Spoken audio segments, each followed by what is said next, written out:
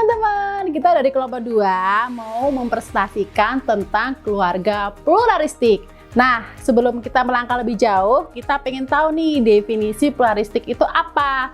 Nah, definisi pluralistik menurut Kruner dan Fitzpatrick adalah tipe keluarga dengan orientasi diskusi tinggi tetapi orientasi konformitasnya rendah.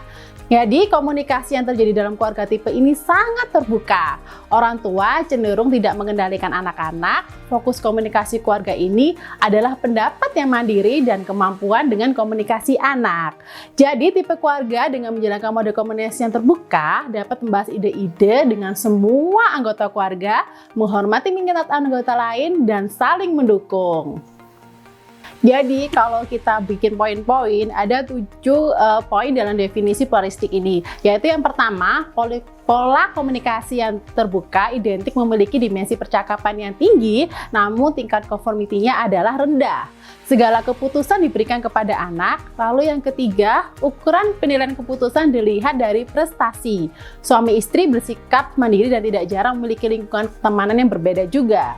Memiliki cukup banyak konflik karena ingin saling mempengaruhi, memperebutkan siapa yang berkuasa, serta tidak ragu untuk berargumen. Nah, yang keenam adalah tingkat penerimaan yang lebih tinggi. Yang terakhir, yang ketujuh, independen dan ekspresif, serta mampu menanggapi isyarat nonverbal.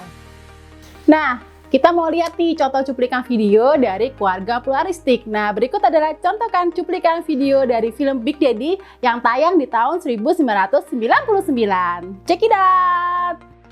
Hi, Hi. I'm Julian's teacher, Miss Foote. You his father? Yeah, how you doing? I'm Kevin Garrity. I wonder if you give me a few minutes of your time to go over a couple of things that have been bothering me. Sure. Go take a walk, pal. Julian has been displaying some odd behavior. Last week he spilled a tube of glue on the floor and didn't tell anybody, he just covered it with newspaper. And then one of our students wore rollerblades for show and tell. Yeah.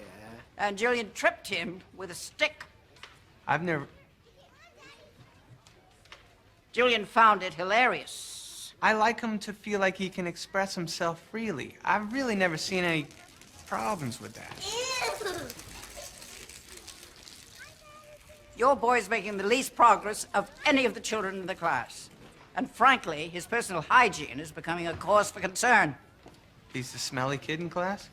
I let him become the smelly kid in class? What the hell's the matter with me? Jadi di situ kita menganalisis ada 4 tingkat keintiman dalam keluarga. Yang pertama adalah pola komunikasi yang terbuka, identik memiliki dimensi percakapan yang tinggi, namun nilai konformitinya rendah.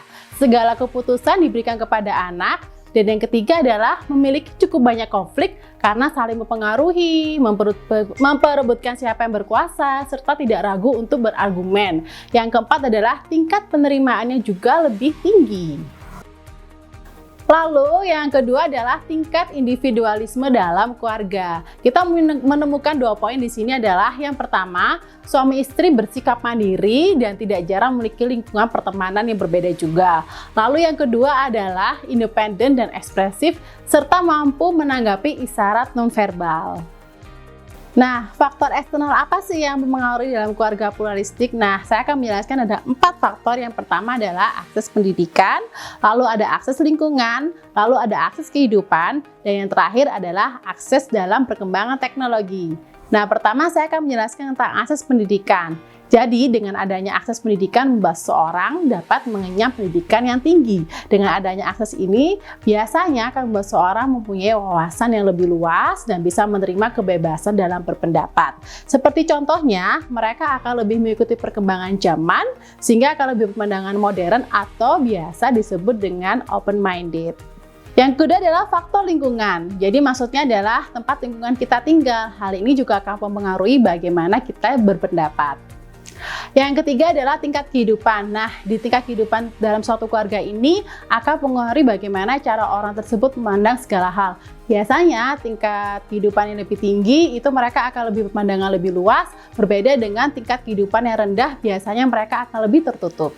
Nah, faktor yang keempat yang terakhir adalah perkembangan teknologi. Dengan adanya perkembangan teknologi yang pesat, akan memudahkan seorang untuk dapat mengakses informasi yang ada di sekitar mereka. Demikian presentasi dari keluarga pluralistik. Berikutnya untuk tipe independen akan dijelaskan oleh rekan saya. Oke teman-teman, tadi kita sudah mendengarkan penjelasan tentang keluarga pluralistik dan sekarang kita akan menjelaskan tentang pernikahan independen. Oke, orientasi pasangan dalam pernikahan independen ini adalah sebagai berikut. Yang pertama, tidak mempunyai pemikiran yang bersifat konvensional. Yang kedua, mereka cenderung bersikap terbuka, tidak saling menggantungkan pasangannya satu sama lain dalam berbagai hal, dan cenderung mengasuh anak dengan memberikan wawasan dan pemikiran yang terbuka. Kemudian untuk yang ketiga, sering melakukan negosiasi bersama. Jadi mereka saling mendiskusikan hal-hal secara bersama-sama untuk mendapatkan suatu solusi. Jadi seringkali memang mengalami banyak konflik. Oke, selanjutnya untuk nomor 4, suami dan istri saling berebut kekuasaan. Jadi memang di antara pasangan tipe ini sulit untuk mengalah satu sama lain. Dapat diambil kesimpulan bahwa sifat mendominasi dimiliki oleh kedua belah pihak, yang akhirnya menjadikan pasangan ini merasa independensi masing-masing dan berpotensi untuk sulit mendapatkan sebuah kesepemahaman atau kesepakatan. Next, pola hubungan dalam pernikahan independen. Yang pertama, saling menghargai waktu luang dan kepuasan antar pasangan. Kemudian untuk yang kedua, hubungan yang tidak bergantung satu sama lain. Oke, dan yang ketiga, saling mempercayai hak dan hubungan pribadi. Dan selanjutnya, menyelesaikan konflik tanpa memandang gender.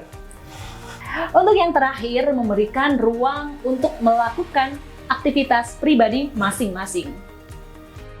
Selanjutnya adalah pola komunikasi konflik pernikahan independen. Jadi menurut DeVito tahun 2007 menjelaskan bahwa pola komunikasi diartikan sebagai bentuk atau pola hubungan dua orang atau lebih dalam proses pengiriman dan penerimaan cara yang tepat sehingga pesan yang dimaksud dapat dipahami satu sama lain. Ia juga menjelaskan bahwa salah satu dari 4 pola komunikasi yaitu balance split pattern.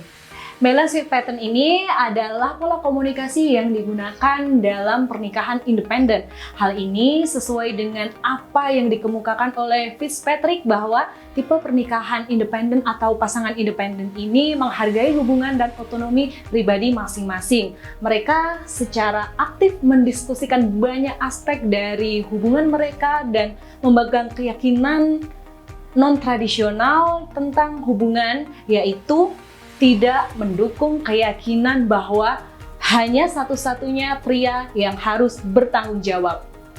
Jadi dapat diambil kesimpulan bahwa tanggung jawab pribadi masing-masing adalah bersifat kuat. Oke, untuk lebih jelasnya, mari kita saksikan contoh keluarga independen atau pernikahan independen dalam cuplikan video berikut ini. 우리는 3년 전에 혼인신고를 했다. 혼인신고와 함께 계약서도 다시 썼다. 전세금을 절반씩 부담했으므로 본 빌라는 공동명의, 빌라에 대한 권리도 양측이 동일하게 소유하는 것으로. 이의 있으십니까? 없습니다.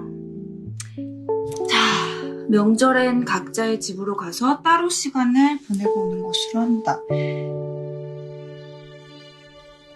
이건 좀 왜요? Oke teman-teman, jadi itulah presentasi dari kelompok kami, kelompok 2 tentang keluarga pluralistik dan keluarga atau pernikahan independen. Semoga dapat bermanfaat untuk teman-teman. Jadi tipe keluarga manakah yang teman-teman inginkan?